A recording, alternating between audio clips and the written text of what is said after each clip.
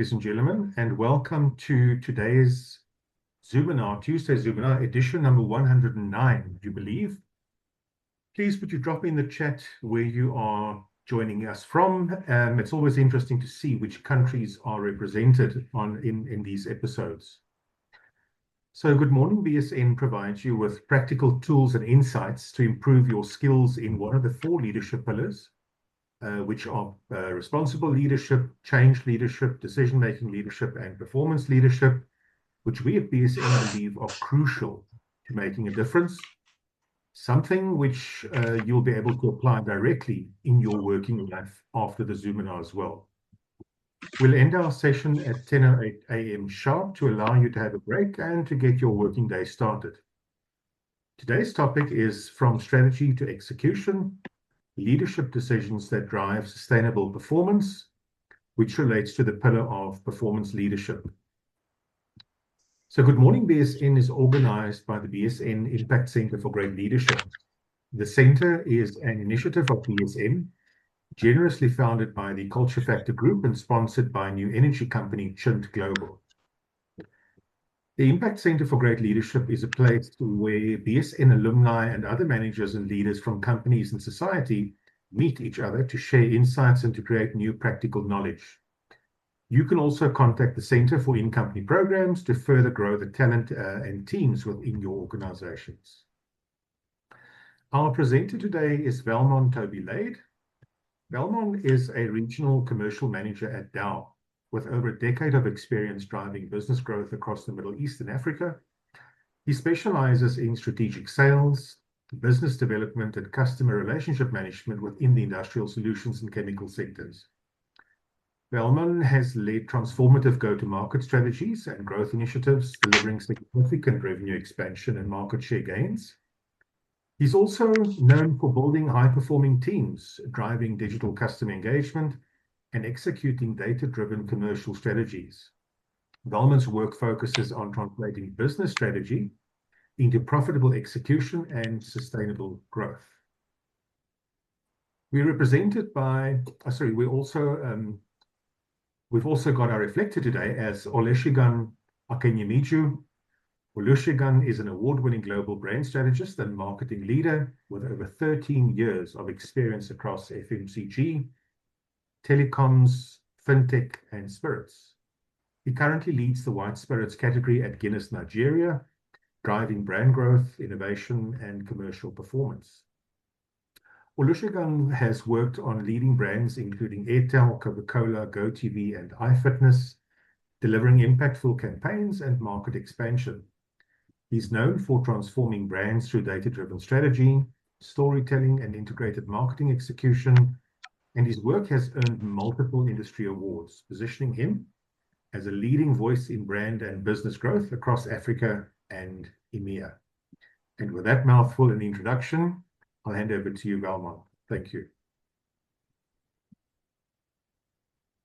Thank you very much for that introduction. I think that was a fantastic one. I'm by name Toby-Lade Valmon.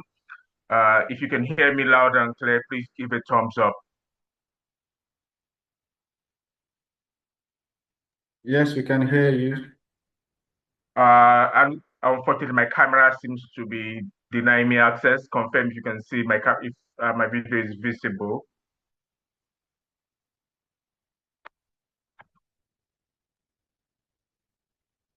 So we go. Today's topic basically is about strategy to execution, leadership decisions that drive sustainable performance. And as we know in today's environment, pardon? You can't see the slides? Yeah.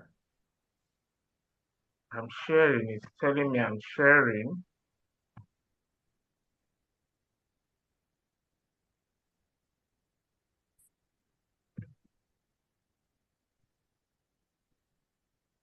Can you see my slides now? Not yet, Valmon. Maybe unshare and then reshare.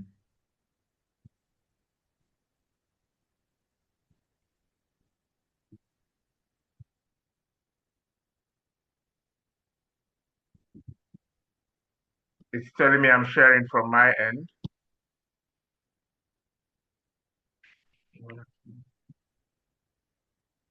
Okay, maybe I should just pull up a slide and share it from my end so that at least we, Okay, that works. yes, just a minute.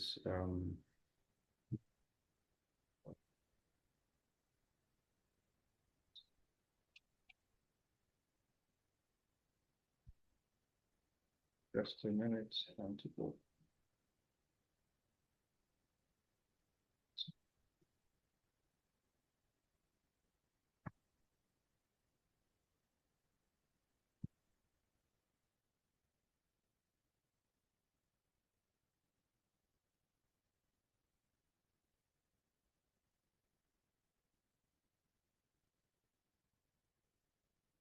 Can you see the slides?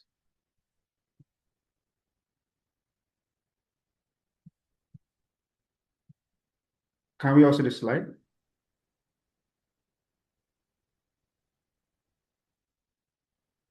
Hello? We can see the slide now. Thank you, Belman. Yes, you can see the slides now. Yes. Okay. All right. You can go ahead, Mr. Varman.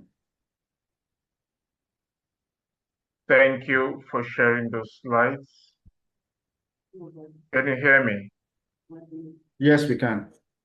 Okay, thank you for sharing those slides, and let's go on from here. The second slide, please.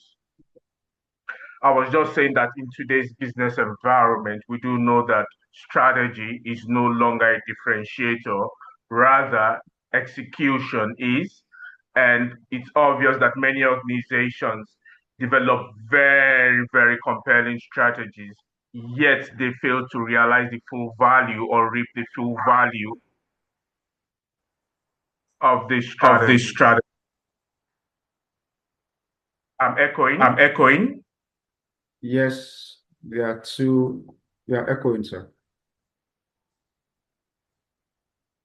So what could that be?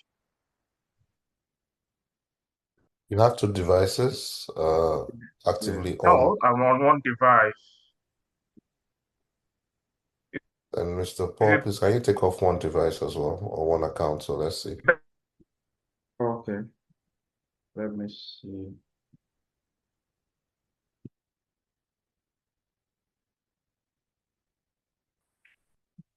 Let me take off. Better now. It's better Is it now. better? Yes, better now. Hello? Yes, we can hear you. It's better now. Is this better? Yes, it is. Okay, thank you. Okay, thank you very much. So basically, we're talking about why is the page having a problem?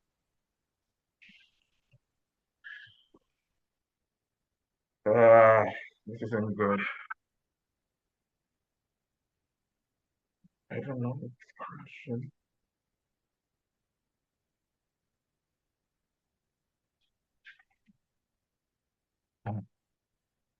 We did all the tests.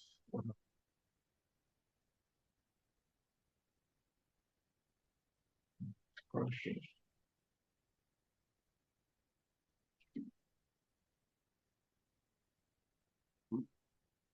What are you having a challenge about this, sir?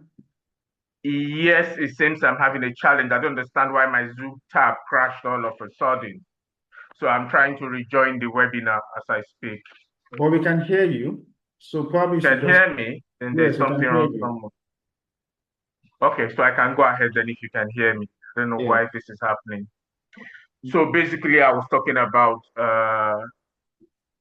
the strategies and what execution is. So many organizations actually develop very compelling strategies, like I did say earlier.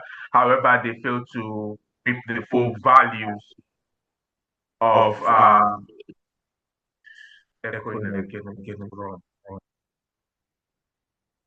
Okay, I think now you're echoing. only Should on I? one device. Only on one device. Let me remove one of the devices. I just hope that it's not the one that you're speaking with that let me remove one of the devices. I can see you on two devices here. Okay. Check out one. Mhm.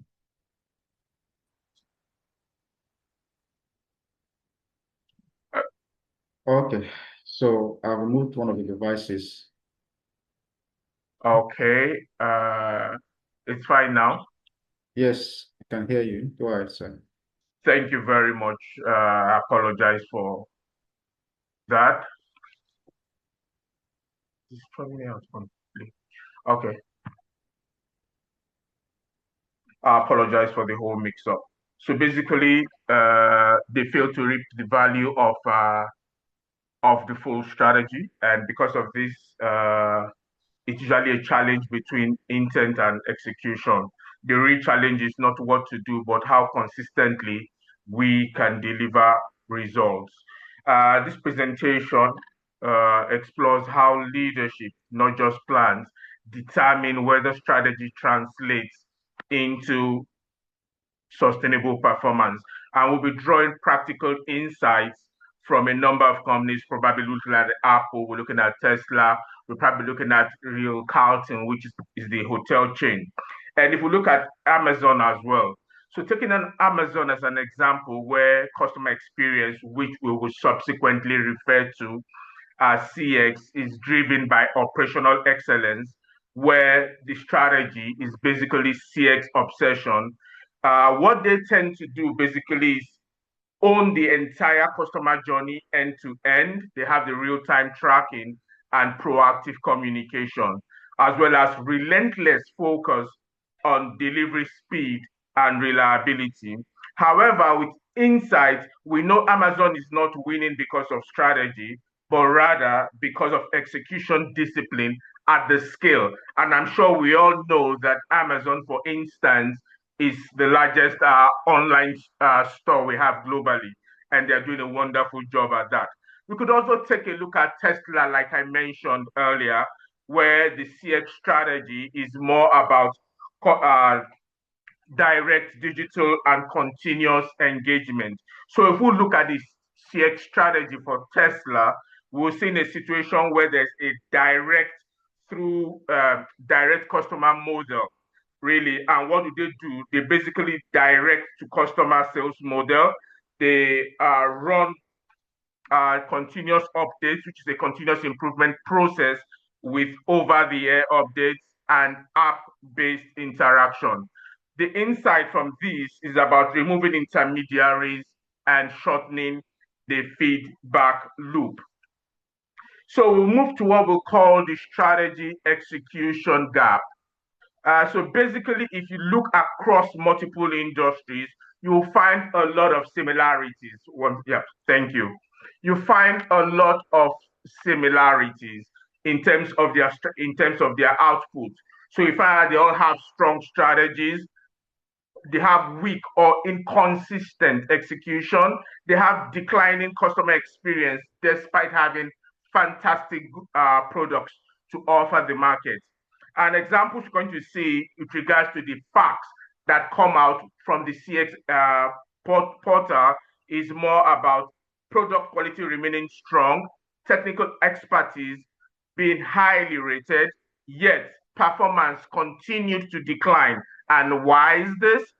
Basically, we're seeing delivery reliability gaps, we're seeing communication breakdown, and we see a lack of clear ownership of the end-to-end process when it comes to their interaction with customers. And this basically highlights the fact that execution failures are actually due to leadership failures, not because of technical issues. Unfortunately, in today's call, we seem to have had quite some technical challenges, but then it's what it is. Going to the next slide, which is the third slide, we'll be talking about sustainable performance and what drives sustainable performance. So basically, this is focused around three pillars, and these are reliability, transparency, and accountability. Looking at reliability, we have the basic tenets and values we expect to see when we talk of having a reliable transaction from end to end. So we're talking of things like customers desiring on-time delivery. We're talking of predictable processes, and we're talking of stable outcomes. And in this space, a customer wants to be sure that yes, if we're offering a product or a service, taking Amazon for instance, I was saying, yes, we're going to deliver in 14 days, for instance, a customer wants to be able to predict that, fine, if I don't get this item before the 14th day, by the 15th or the 16th day, those items should be at my doorstep, and that's delivering on our promise. When we talk of transparency, customers know there could be challenges with regards to delivery, with regards to supply chain, with regards to the whole logistics value chain. And they would appreciate that when things like this happen, when challenges do come up, they want to be informed early enough to enable them plan their systems, plan their production, or plan their entire business chain, so they don't run into what if we call a force majeure system or a force majeure situation. So they also want to see clarity about the root causes, and they also want to see visible ownership. A typical example is what we have today in the Middle East with the entire crisis going on. For this, if you look at the chemical industry, for instance, you find there's a major challenge. Yes, customer knows materials are not able to go out, but they want to be informed early enough. They want to be, will I say, put in a picture of what's happening, what are the alternatives, and how we're working to deliver on our promise. And that's where visible ownership takes place. You need to continue to be in touch with your customers. And the third pillar, which is accountability, is basically an improvement in terms of ownership, in terms of metrics which reflect realities. So your promise should actually reflect the reality on ground. And we also want to see where teams are aligned. So you don't want to see a disconnect between the customer service, the sales team, or probably the supply chain team with regards to the communication to the customer. We have to see a full harmonization of the end-to-end value chain when it comes to the transactions. We will be moving on to the next slide where we'll look at the leadership decisions that matter. Next slide, please.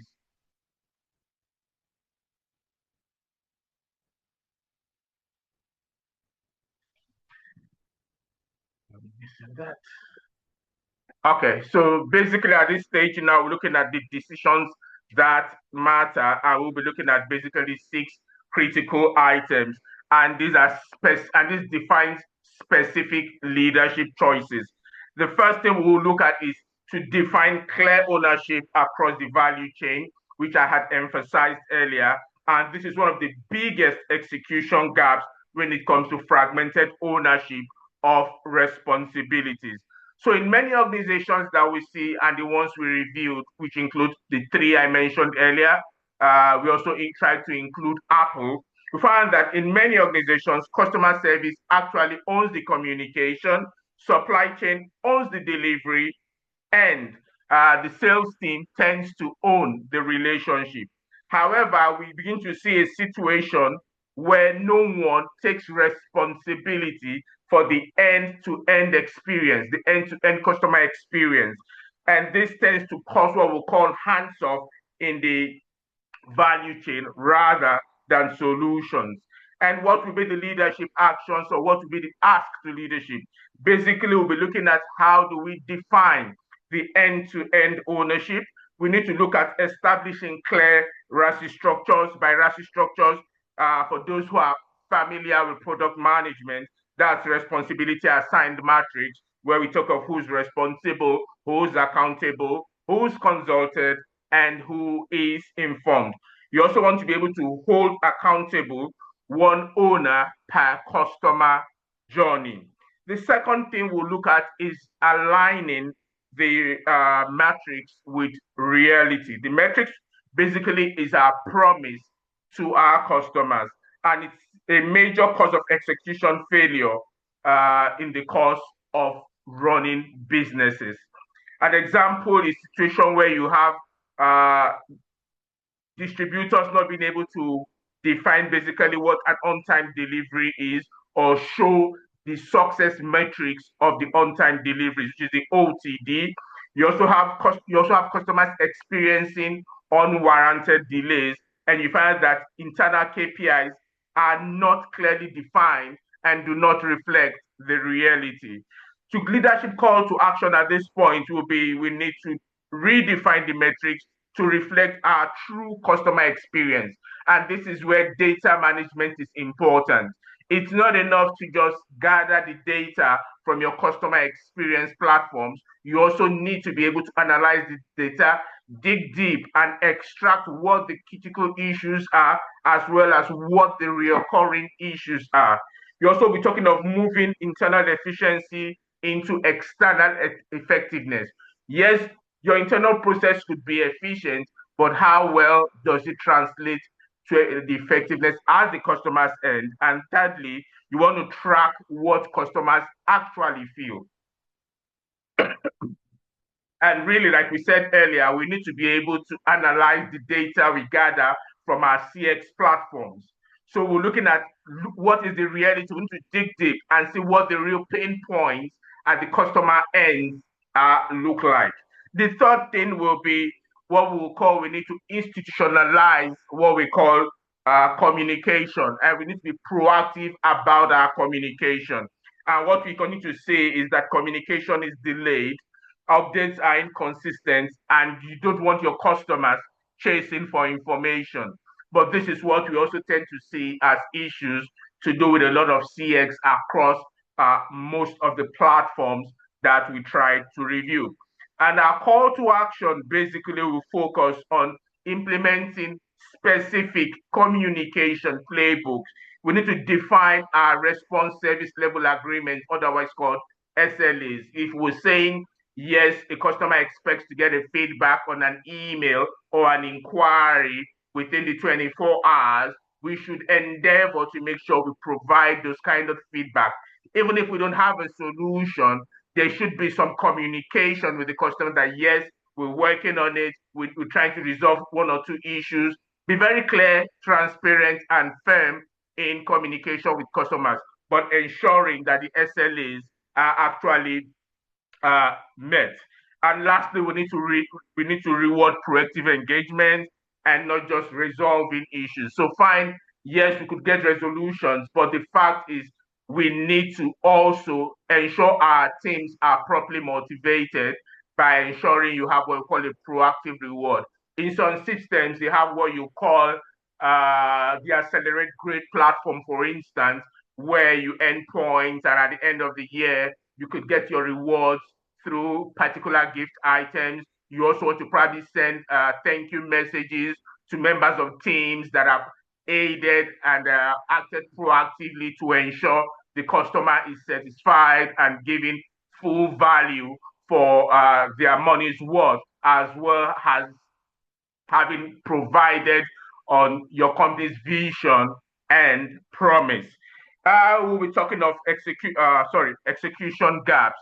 So we'll be talking of building execution gaps and not just strategy.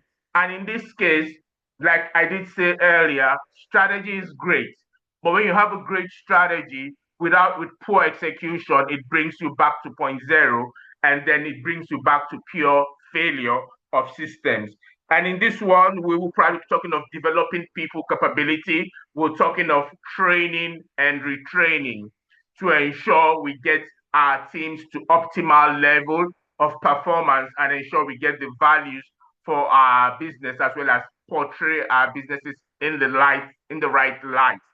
Now we're talking of process improvement gaps understanding. We're talking of inconsistent execution, and we're talking of training and clarity issues. And these are things we have seen across board in a lot of companies that we do review and we do take analysis from.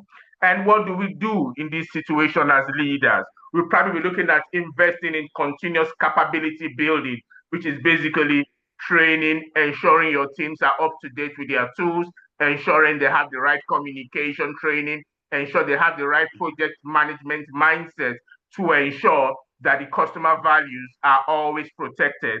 And they also need to look at a situation where process are not at the discretion of individuals. They have to be clearly defined, and clearly implemented.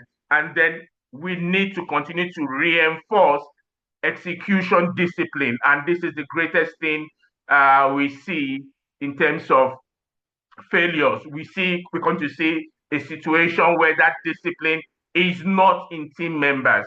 So that is very critical to see the success that we hope to achieve when we're moving from strategy to execution. The fifth item we'll be looking at under our leadership decisions will be create a closed feedback loop.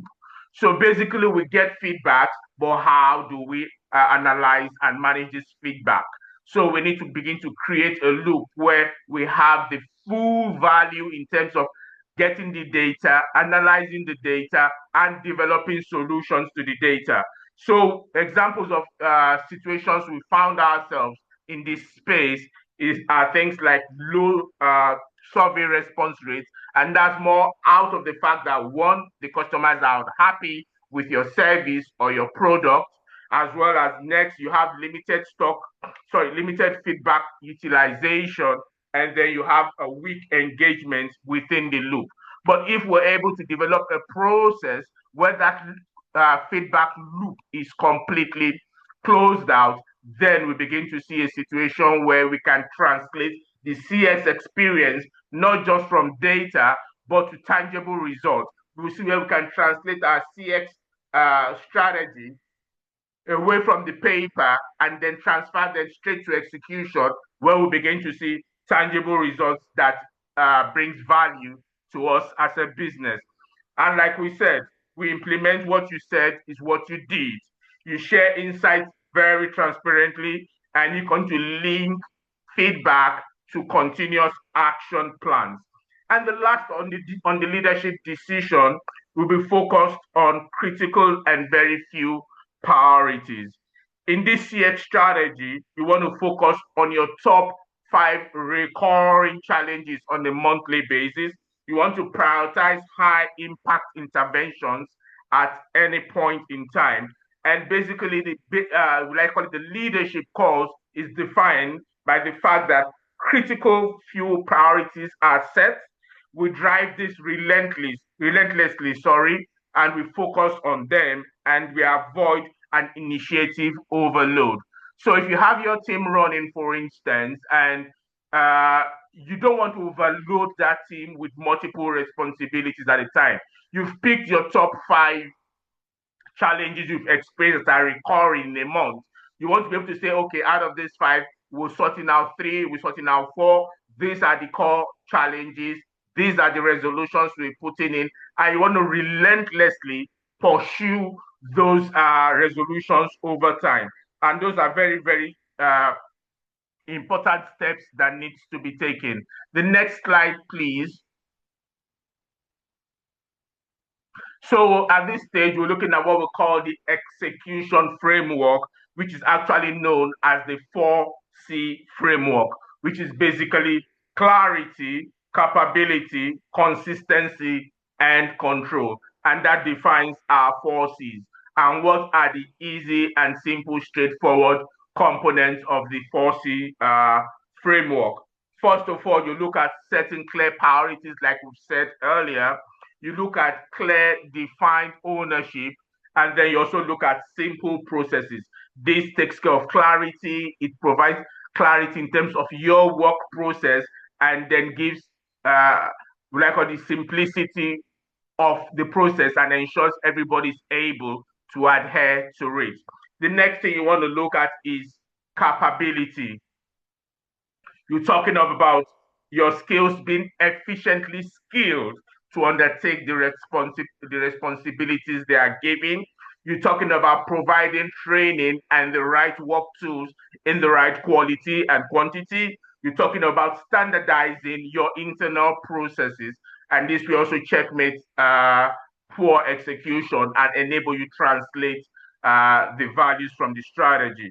Inconsistency is basically the same thing: repeated execution, aligned metrics, and continuous coordination. This tree is more like a circle. You start off from your repeated execution, and when you go in that circle, it becomes consistent, and then you're able to apply, even without necessarily consulting, what you call your end-to-end work manual. And lastly is the control, which is basically performance tracking and management, feedback loop closures, and continuous improvement, which is actually very critical in every process you develop. You must always check, review, and look for points where there can be improvement at every point in time. Our next slide will be focusing on what we'll call the leadership imperatives. The leadership imperative actually is focusing on what leaders need to do to ensure these processes are completely effective, to ensure we're able to move from strategy to execution, and to ensure we're able to take those metrics and deliver value for our businesses. So execution is not operational, it's actually a leadership responsibility. And leaders must model execution discipline. In doing this, you need to also break down silos. You need to enforce accountability. You need to make trade-offs where necessary. And then you need to stay close to the customer experience feedback. So these are the key 5 leadership imperatives that we're seeing, and we're positive that once this is done, we begin to see a change in terms of performance and an improvement in terms of performance of our entire CX value chain. Now, finally, we'll look at the strategic impact and our conclusion. So when leadership basically enables execution, next slide, please. Thank you. So when leadership basically facilitates execution, you find that the customer trust tends to improve. We see an increase in operational efficiency. We see a cost to serve reduction in terms of our cost of sales or cost of business tends to decline as we have been able to become more efficient with improved execution. And then we see that not just revenue, we also see profit is protected, and we are able to grow these 2 items, which translates into bottom line growth for our businesses. Now, in the CX context of this, we'll be looking at improving delivery reliability and communication. And this will tend to increase customer loyalty and improve on that. We'll also be looking at fixing processes, we're fixing ownership, and we're fixing our metrics. And this will tend to reduce internal friction and minimize escalation within our system. Conclusively, we will say strategy defines direction, yes, but execution determines our destiny as a business. And so where businesses fail due to poor, where businesses do not fail because of poor strategy, they tend to fail because of the underlying issues, such as your unclear ownership, misaligned metrics, weak communication, inconsistent execution.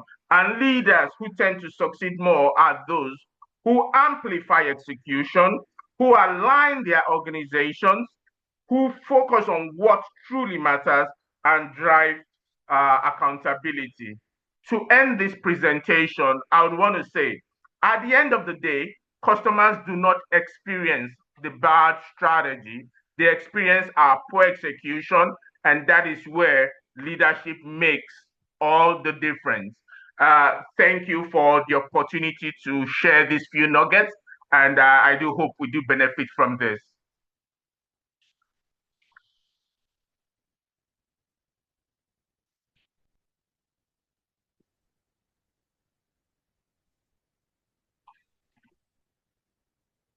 Hi, Paul, can you hear me? Yes, I can hear you. Thank you. Over to Eugene.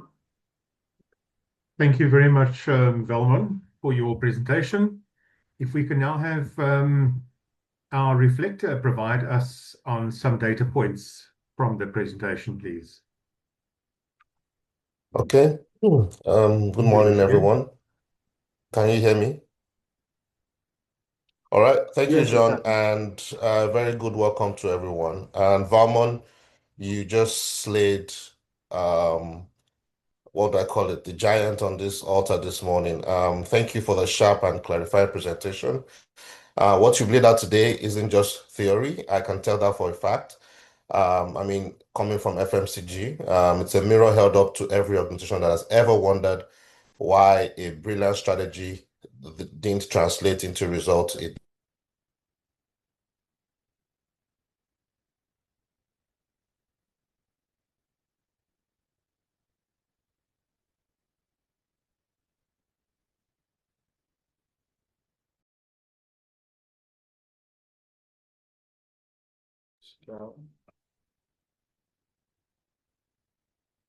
Hello, Mr. Kiyemiju.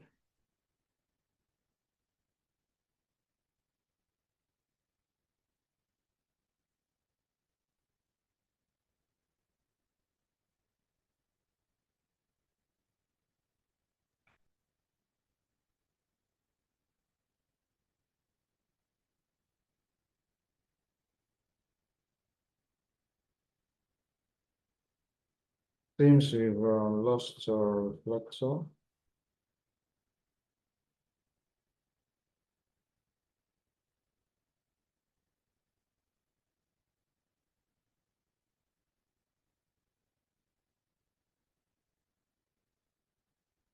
Today doesn't seem to be a good day for the network. Network seems to be higher.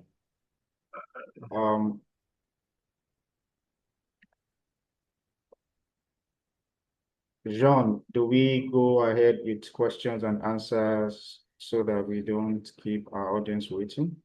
Oh, yes. And I think just let's acknowledge that we've had a bit of a technology challenged episode Okay. today. So we do apologize from our side, everybody. Apologies. Can you hear me now? Yes, Yes. we can. Can you hear me? We can hear Yes, you. we can. Okay, my apologies. I think I had to change the ISP. So, where was I? So, I said we've all been in rooms where we have intelligent PowerPoints, and yet somewhere between that presentation and the consumer, something breaks down, right? So, something from the communication or the execution breaks down. And like Varmon has said, ownership becomes everyone's responsibility, which means it becomes no one's responsibility. What struck me the most in this conversation and this presentation is the honesty of the execution challenge you describe. We have strong strategies, but we have weak and inconsistent execution that usually decline customer experiences. Despite our great products and services and highly rated technical expertise in the room or on the team, or we definitely have, declining customer experiences. So one of the deeply uncomfortable diagnoses that was also discussed this morning is that you tell us isn't intelligence of intent. It is a discipline that comes with execution. It is the alignment that comes with execution. It is the leadership that comes with execution. You identified three drivers on your presentation: reliability, transparency, and accountability. And they are deceptively simple, right? I mean, we are all familiar with these three words, but we nod at them at every strategy storming session, but your framing made them very operational. Reliability isn't just about delivering on time, it's about predictable processes that should produce stable outcomes and scalable outcomes. Transparency isn't about being open when things go well, it's about informing people early when things could go wrong and ensure visible ownership of the problem.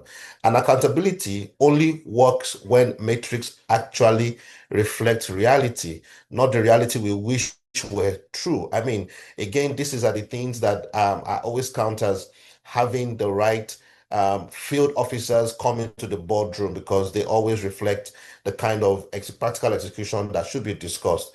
The last point is one I like to linger on, because in my experience, misaligned metrics are one of the most silent killers of execution. When we measure unrealistic metrics, or when what we measure does not reflect what's actually happening at the customer touch point, we can look successfully internally. Again, all the numbers will shoot up, all the non-practical metrics will shoot up, while the customer experience is quietly deteriorating. The takeaway and the takeout for the consumer seem to be dipping on a daily basis. Vamo, your point on aligning metrics to reality is perhaps the single most courageous leadership decision on that list, because It often requires leaders to admit that the numbers they have been celebrating does not tell the full story. Now, coming to the 4 execution framework that you also mentioned, right? Clarity, capability, consistency, and control.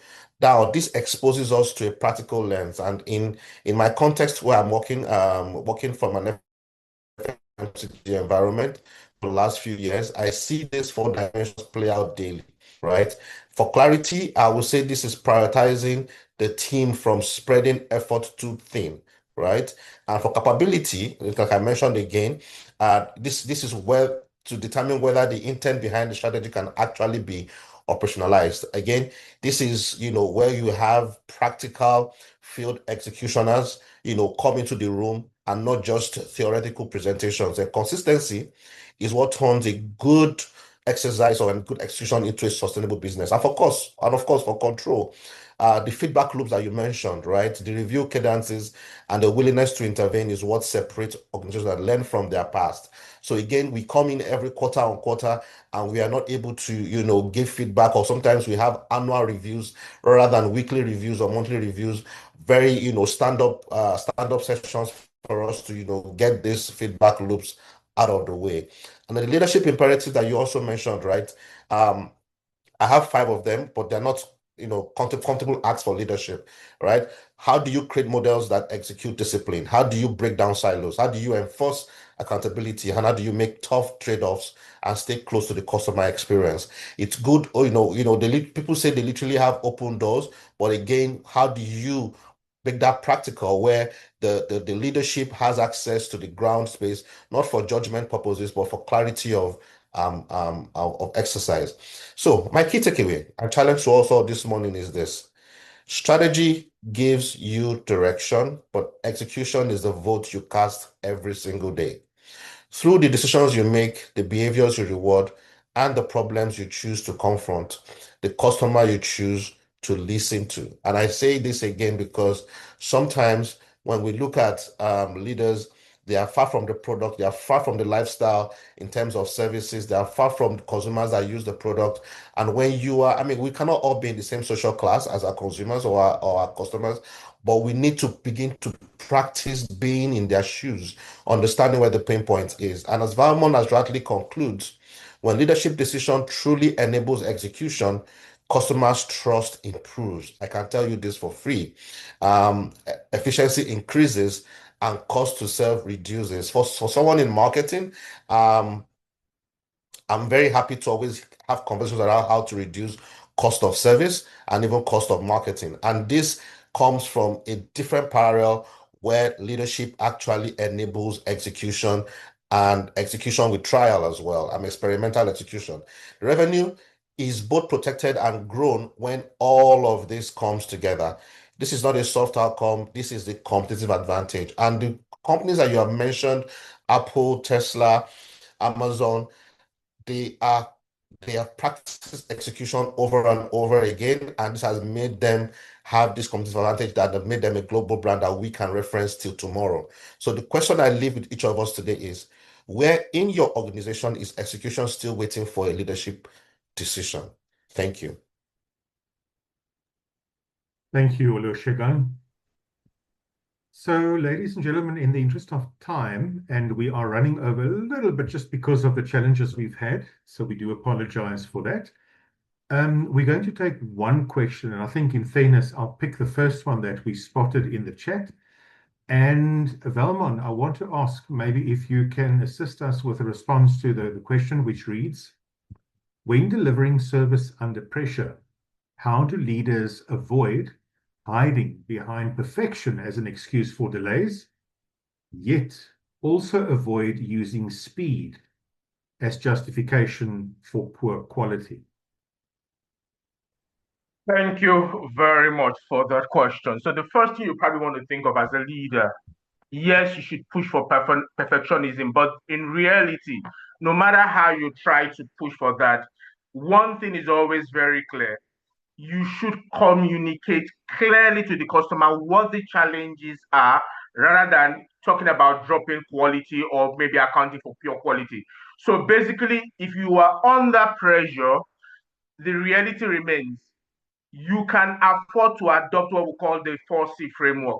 You need to be clear with what the issues are, what the challenges are. You've shown consistency with what your product cycle is, what your order to cash cycle is, for instance. But then you also want to carry the customer along in very clear transparency. This is the best I can do. This is what I can offer. This is my possible timelines. I wish I could actually do better, possibly, but then I would work to see how I can improve on this subsequently. I believe when there are challenges which you can never rule out, clarity with what the realities are, trying to provide alternatives to the customer at any point in time, will I say, saves the day.